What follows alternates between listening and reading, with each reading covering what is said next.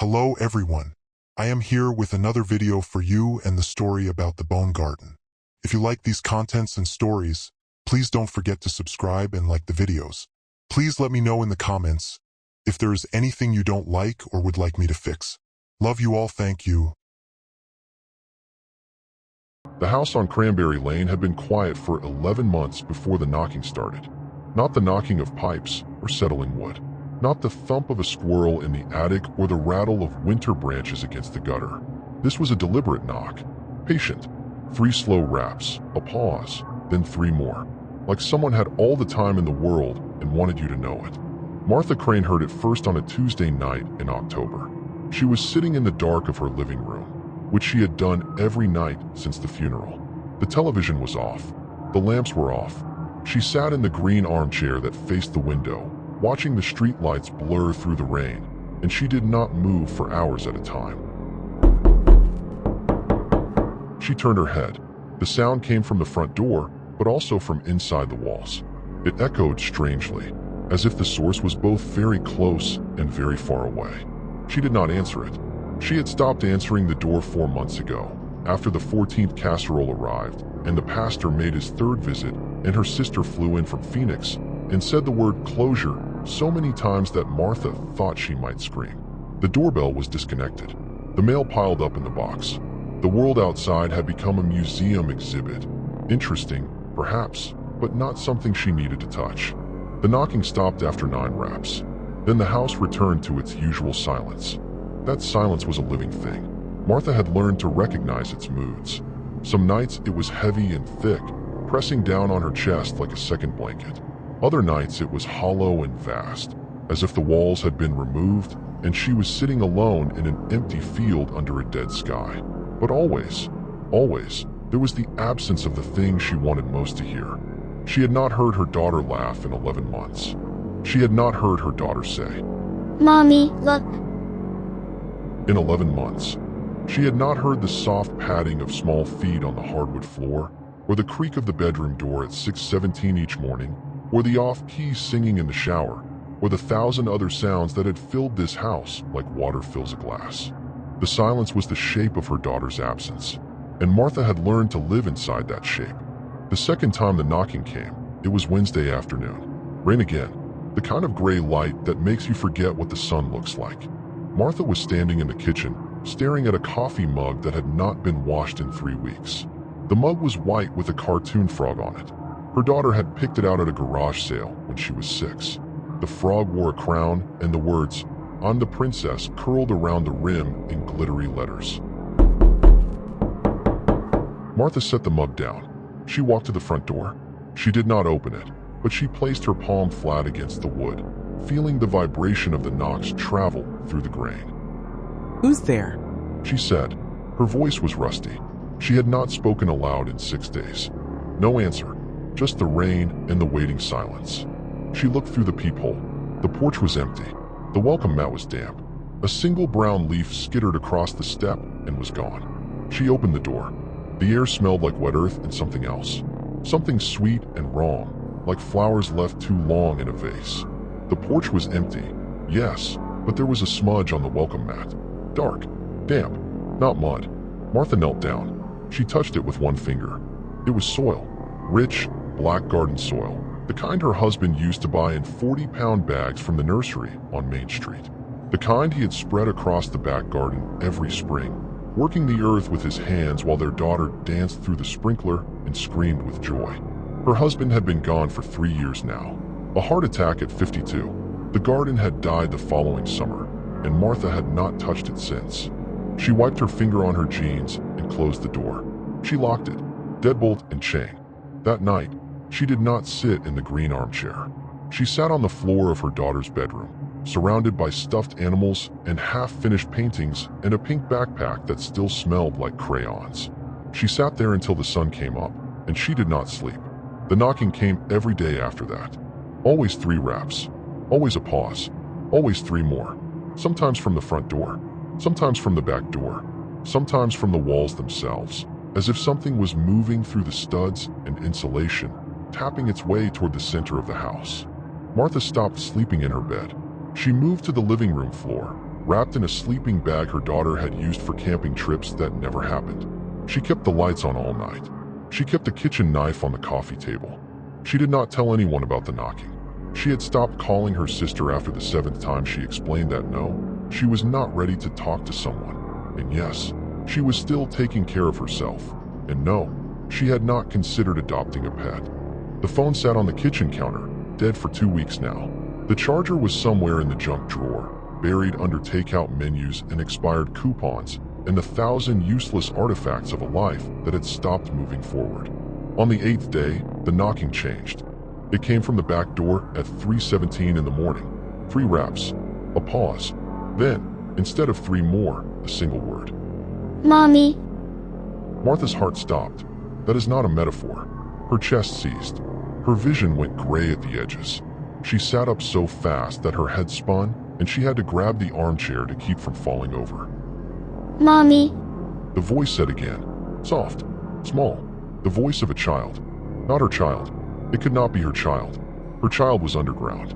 Her child was bones and dust and a headstone with a lamb carved into the granite.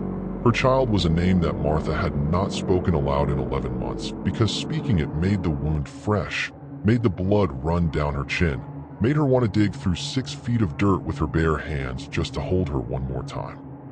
Mommy, I'm cold. Martha stood up. Her legs were numb. She walked to the back door. The knife was in her hand, but she did not remember picking it up. She looked through the window. The backyard was empty. The dead garden stretched from the porch to the fence, a patch of brown earth and withered stalks. The old oak tree stood at the center, its branches bare against the October sky. The rain had stopped, but the ground was wet and black and seemed to drink the moonlight. And then she saw it. Near the base of the oak tree, the earth was moving. Not much, just a small patch, no bigger than a dinner plate. The soil rose and fell, like something was breathing underneath. Martha unlocked the door. She stepped outside in her bare feet. The cold hit her like a slap, but she did not feel it. She walked across the dead grass, across the cracked flagstones, past the overturned wheelbarrow and the rusted garden shears, until she stood at the edge of the garden. The soil rose and fell. She knelt down. She pressed her palm against the moving earth. It was warm, shockingly warm, like skin. Under her hand, she felt something press back. She screamed. She fell backward onto the wet ground. She scrambled to her feet and ran inside and locked the door and pressed her back against the refrigerator and stayed there, shaking, until the sun rose and the birds began to sing.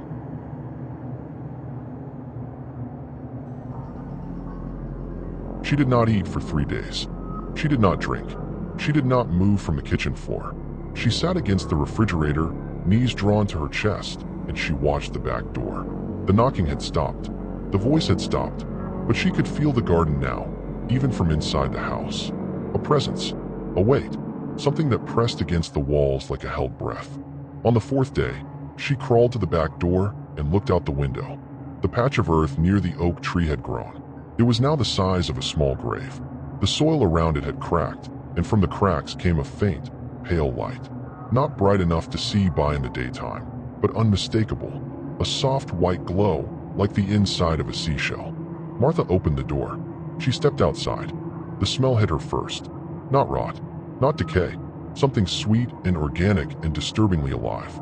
The smell of a greenhouse in full bloom. The smell of spring after a long rain. The smell of her daughter's hair after a bath. She walked to the edge of the glowing earth and looked down. There was something in the soil. A root, she thought at first. A white tendril, like the root of a bean sprout. But roots did not move like that. Roots did not curl and uncurl, searching, reaching, as if looking for something to hold. She knelt down. She reached out one hand. The white tendril touched her finger.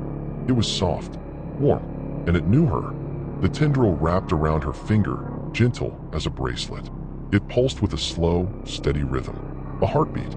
The same heartbeat she had felt through her own belly 14 years ago, when her daughter was nothing more than a flicker on an ultrasound screen. Martha began to cry. She cried for the first time in 11 months. Not the dry, wrenching sobs of the funeral. Not the silent tears of the green armchair. Real crying. The kind that comes from somewhere deep and dark and true. the place where grief lives next to love, where the two are so tangled together that you cannot pull them apart without destroying both. She cried until she had nothing left, and then she began to dig. She used her hands at first. The soil was soft and warm and parted easily, like the earth wanted her to find what was underneath. The white tendrils wrapped around her wrists, her forearms, her elbows, guiding her hands deeper, showing her where to dig. She dug for hours. Her fingernails broke. Her knuckles bled.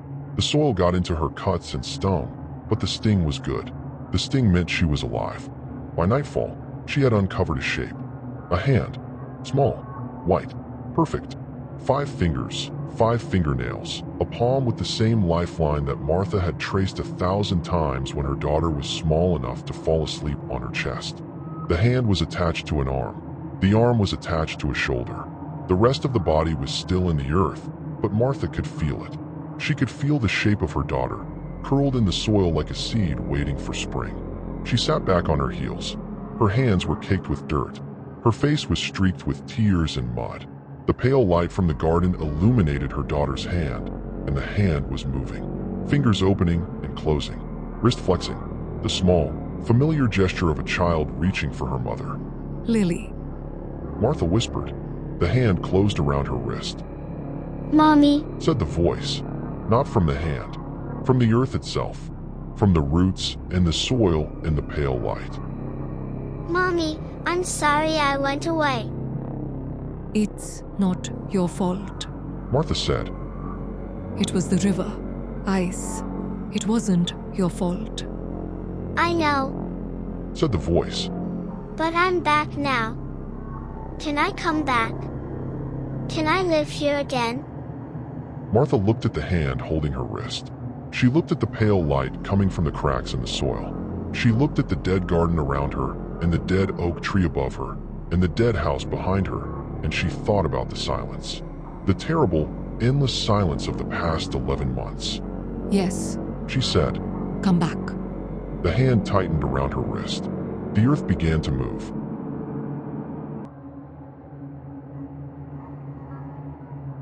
It took 3 weeks for Lily to come out of the ground. Not all at once.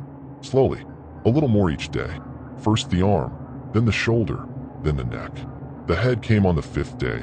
The same small face, the same brown hair, the same gap-toothed smile that Martha had kissed 1,000 times. But something was different. The eyes, for one thing. Lily's eyes had been brown, the color of wet bark in the forest. These eyes were pale green, almost white, with no pupils to speak of. They glowed faintly in the dark, like the rest of her. And the roots were everywhere. They grew from her skin, fine white tendrils that pulsed with that slow, steady heartbeat. They grew from her scalp like a second layer of hair. They grew from the tips of her fingers, from the arches of her feet, from the small of her back, where her spine curved. When she sat up for the first time, the roots pulled out of the earth with a wet, tearing sound that made Martha cover her ears. But it was Lily. It was her daughter. Martha helped her stand. The roots dragged behind her like a wetting train, leaving trails in the soil. Lily was naked, her skin pale as milk, her body covered in a fine white fuzz that Martha realized, after a moment, was the beginning of roots. Thousands of them, millions, growing from every pore. I'm hungry. Lily said. Her voice was the same pitch, the same rhythm, the same way she stretched the word hungry into 3 syllables. Can we have pancakes? Martha laughed. She could not help it.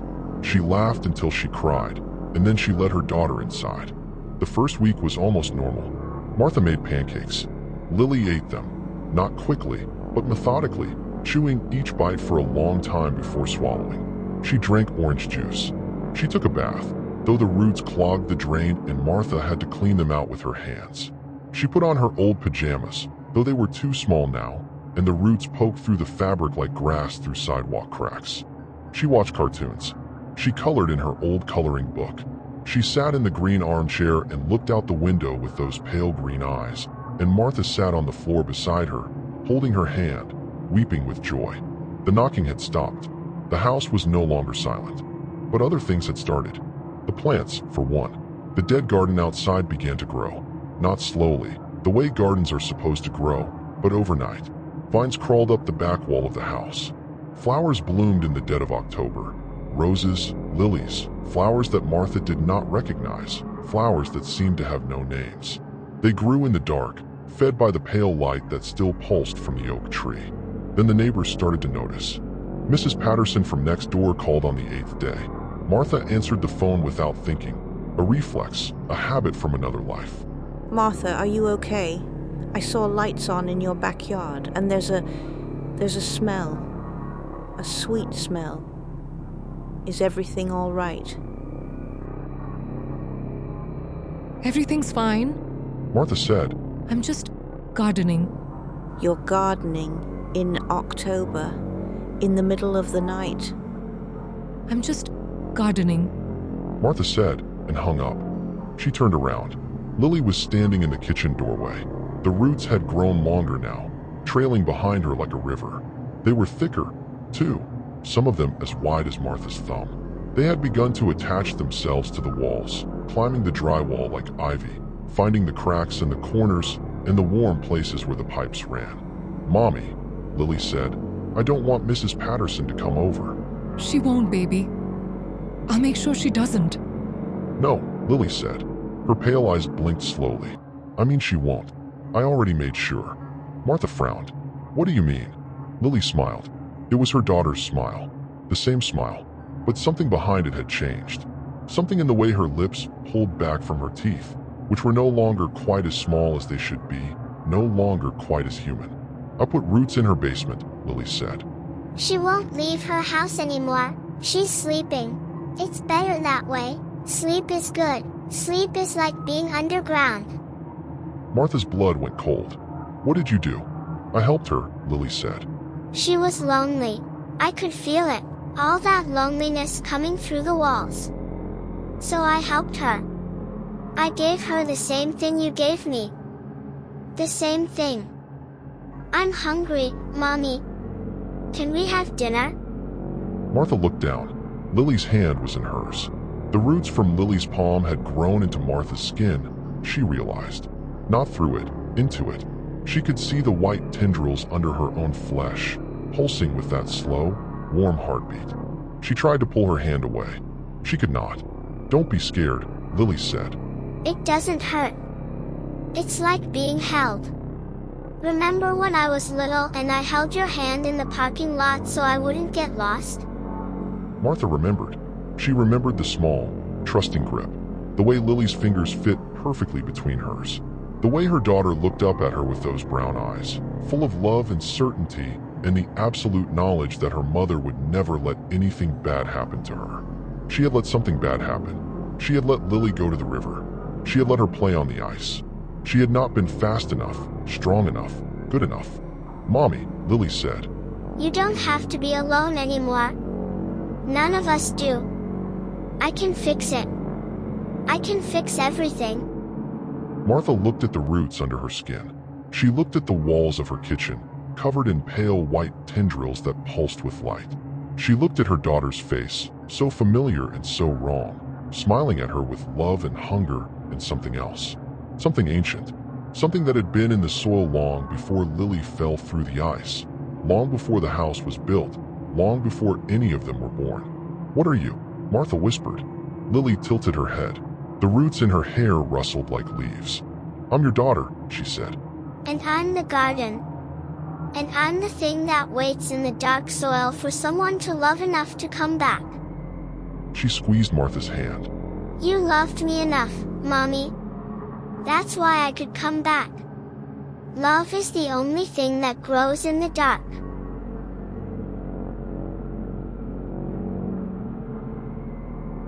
By the second week, the roots had covered the entire house.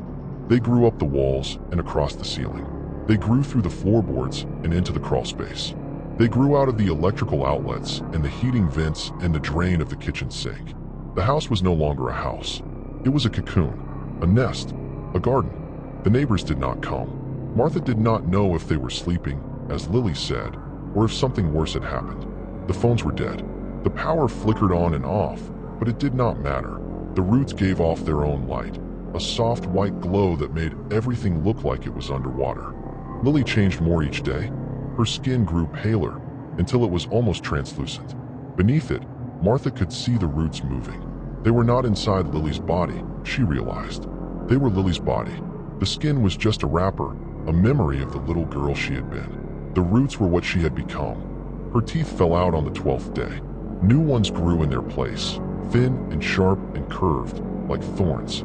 Her hair fell out on the 14th day. The roots on her scalp thickened and darkened, becoming something like bark. Her eyes changed last. The pale green faded to white, and the white faded to nothing. And on the 15th day, Lily opened her eyes, and there was nothing there. Just two hollow sockets filled with pale light. But she still smiled. She still held Martha's hand. She still said, "Mommy," in that small, soft voice, and Martha still wept when she heard it. On the 16th day, Martha noticed the smell. It came from the basement. At first she thought something had died down there.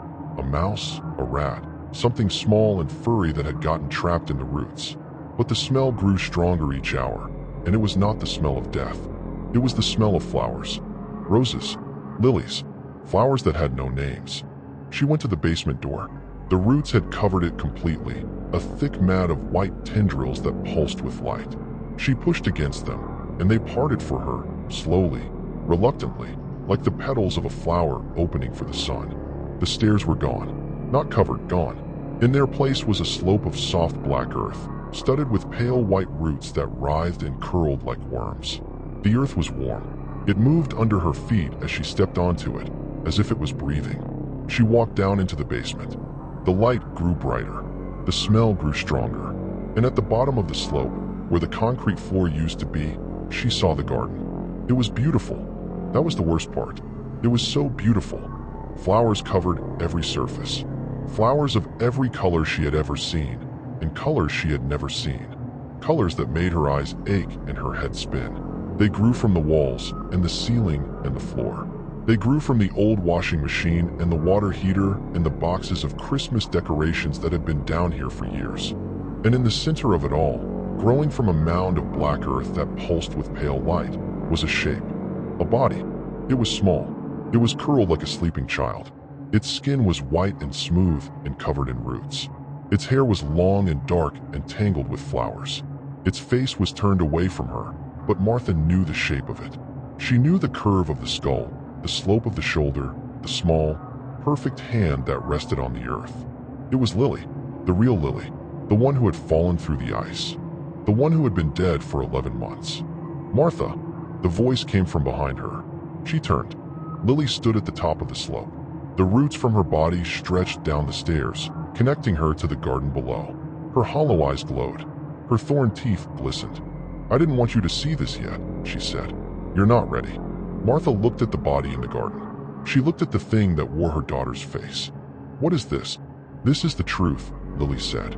I couldn't come back the way I was. I'm not her. I'm not the little girl who fell in the river. I'm something else. Something that grew from her body, from the love you put in the ground when you buried her. "I didn't bury her," Martha said. I couldn't. I wouldn't let them. She's in a cemetery. She has a headstone with a lamb on it. Lily tilted her head. "No," she said. "She doesn't." Martha drove to the cemetery that night. She had to break a window to get her car keys. The roots had grown through the ignition, and she had to tear them out with her bare hands before she could start the engine. The car smelled like flowers. The radio played static, but underneath the static, she could hear a child singing. The cemetery was 2 miles away. She drove through streets that were empty, though it was only 8 o'clock. No cars, no pedestrians, no lights in the windows of the houses. But there were roots. Everywhere, there were roots. They grew from the storm drains and the sewer grates. They grew from the cracks in the sidewalk and the gaps in the road.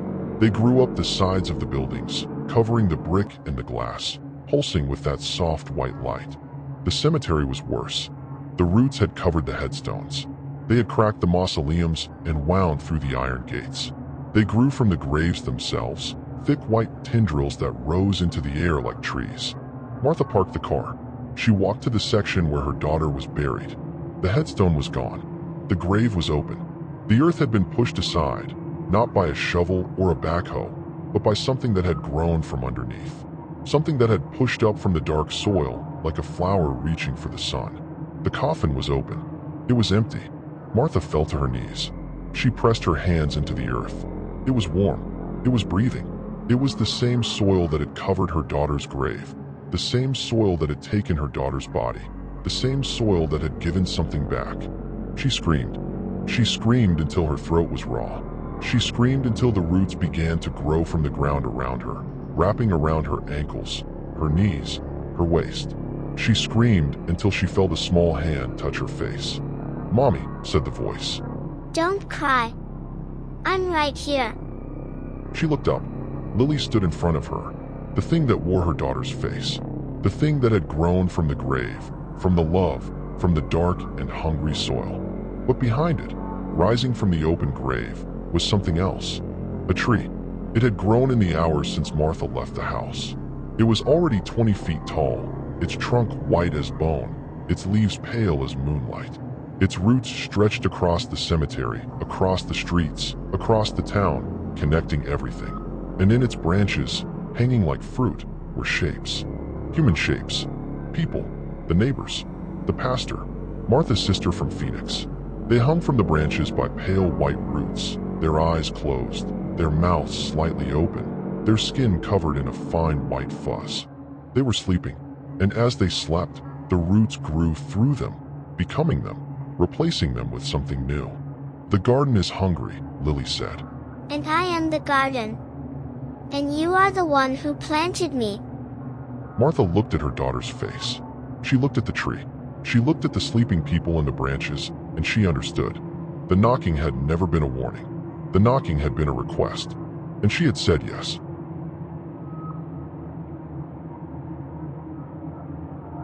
Martha does not leave the house anymore. She does not need to. The roots bring her everything she needs. Warmth, light, food that tastes like strawberries and cream. The roots have grown through her skin, through her muscles, through the walls of her veins. They have reached her heart, and there they have bloomed. She can feel the garden now, all of it. Every root, every tendril, every sleeping person hanging from the bone-white tree. She can feel their dreams, and she can shape them. She gives them dreams of spring, dreams of warm soil and gentle rain, dreams of their own children, their own lost ones, climbing out of the ground with pale eyes and thorn teeth and open arms. She sits in the green armchair. The roots have covered the window, but she does not need to see outside. She knows what is out there. She knows that the garden has spread to the highway, to the next town, to the city beyond the hills. She knows that the roots are under the river, under the ice where her daughter fell, and that nothing will ever fall through that ice again because the ice is gone and the river is gone and the riverbed is full of flowers. Lily sits on the floor beside her, the thing that wears her daughter's face, the thing that Martha loves more than anything in the world. "Mommy," Lily says. Are you happy? Martha thinks about it. She thinks about the silence of the past 11 months, the terrible emptiness of the house, the coffee mug with the cartoon frog sitting unwashed in the sink, waiting for someone to drink from it again. She thinks about the warmth of the roots, the soft white light, the dreams of spring. "Yes," she says, "I'm happy." Lily smiles. Her thorn teeth glisten. Her hollow eyes glow. "Good," she says. Because the garden is hungry. And you have so much love to give. She takes Martha's hand. The roots under their skin pulse together, a single heartbeat, a single song. Outside, the bone-white tree grows taller. Its branches reach for the stars. Its roots reach for the world. And somewhere, in a house on Cranberry Lane, a woman sits in a green armchair and holds her daughter's hand and pretends not to notice that the hand is cold, that the hand is roots, that the hand is growing through her skin and will never let go. She pretends not to notice, because love, after all, is the only thing that grows in the dark.